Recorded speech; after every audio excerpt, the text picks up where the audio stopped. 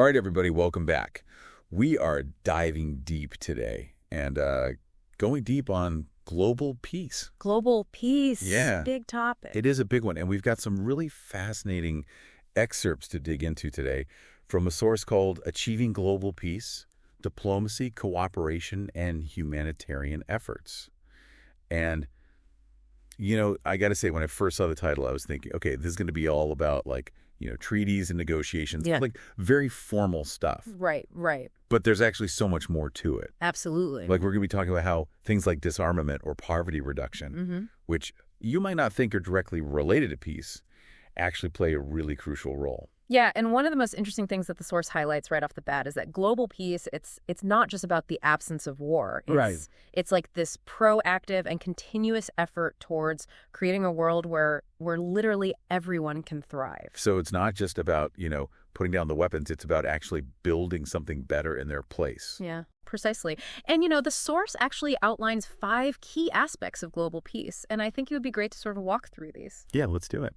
So first up, we have diplomatic relations. Okay, diplomatic relations. Yeah, what are your initial thoughts on like the UN's role in fostering these relationships? Yeah, well, the UN is often seen as like the go-to for international diplomacy, right? Right. But honestly, I sometimes wonder, how effective is it really? Because, we see conflicts erupting all the time, all over the world. Yeah. So I'm kind of curious, what is the actual impact of all these diplomatic efforts? It's a totally fair question. And you're right, the UN has limitations. Yeah. But it provides this vital platform for dialogue, Think about the alternative for a second. Right. Nations just try and navigate all of these complex issues without a structured framework for communication. Right, yeah. So the UN, even with its imperfections, it allows for a space where grievances can be aired, where negotiations can occur, and hopefully tensions can de-escalate. So it's really about creating those channels for communication. Exactly. Even if it doesn't always, lead to an immediate solution. Exactly. And, that actually ties into the next aspect of global peace that the source highlights, which is international cooperation. Okay. International cooperation. So countries working together on big issues, like you were saying before, climate change, poverty. But isn't that kind of easier said than done? I mean, nations have their own interests, right? Their own priorities. Oh, absolutely. It's definitely not easy. But, if you think about it, there are examples where it has worked. Oh, yeah. Think about the 1987 Montreal Protocol. Okay. Where all these different nations successfully phased out ozone-depleting substances. Right. It wasn't easy. It involved a lot of compromise from everyone. Right. But ultimately, it showed that even with all those conflicting interests, collaboration on these huge shared challenges is possible. Yeah, that's a great example. It actually, achieved a tangible result. Right. And, that actually leads us very nicely into the next aspect of global peace, which is one that I think is often misunderstood. Disarmament. Disarmament. Yeah, a lot of people, when they hear disarmament, they just think, okay, we're just reducing weapons. Right, less weapons. Yeah, but it's actually a lot more nuanced than that. Yeah, the source did mention efforts to control things like nuclear weapons and stuff.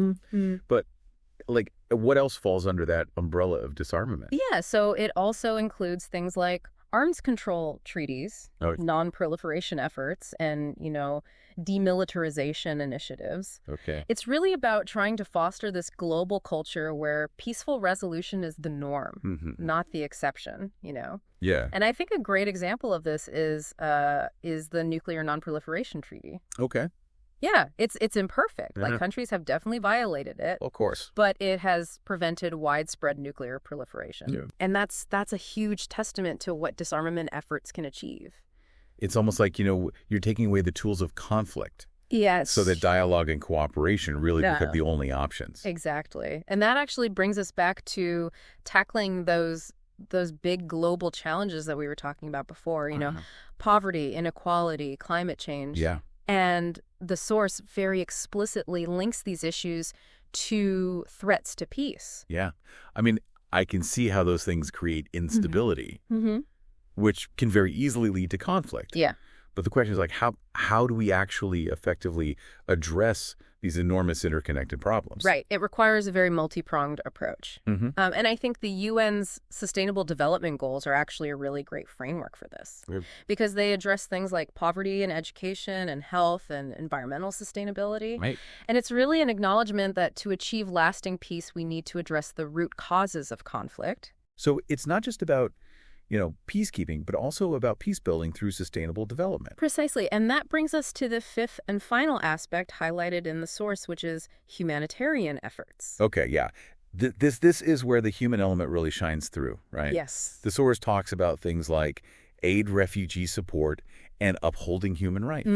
And these efforts, they're absolutely crucial, not only for alleviating suffering, Right. but also for fostering trust and solidarity between people. Yeah. When we reach out to help those in need, regardless of what country they're from or where they come from, Right. it reinforces this sense of shared humanity, which is so essential for building lasting peace. It's a good reminder that we're all connected, and our actions, they have these ripple effects. Which actually brings us to that really powerful quote from the source. Oh, yeah. Love for inner peace and for world peace. Yes. And I have to admit, this one really resonated with me. It's a good one. What struck you about it? Well, the world can feel so chaotic and overwhelming at times. Yeah. And it's so easy to get caught up in all the negativity. But that quote kind of suggests that fostering inner peace within ourselves can actually contribute to creating a more peaceful world. Absolutely. It's about recognizing that peace isn't just this global concept. It begins with each of us as individuals. When we cultivate compassion and empathy and understanding within ourselves, it influences how we interact with others. And it can have this ripple effect outward. So even small acts of kindness and understanding and forgiveness in our daily lives can contribute to a more peaceful world. Absolutely. It's about shifting our mindset, from a place of fear and division to one of cooperation and understanding. Wow. This deep dive has really been eye-opening, I have to say. Yeah. It's given me a much deeper understanding of what global peace really entails. It's a complex goal. Yeah.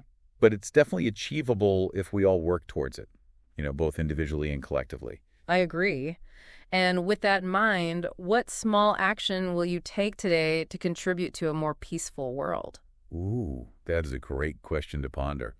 It reminds us that even seemingly small acts can make a difference. They really can. Thanks for listening, everybody. We'll see you next time for another deep dive. See ya. Bye.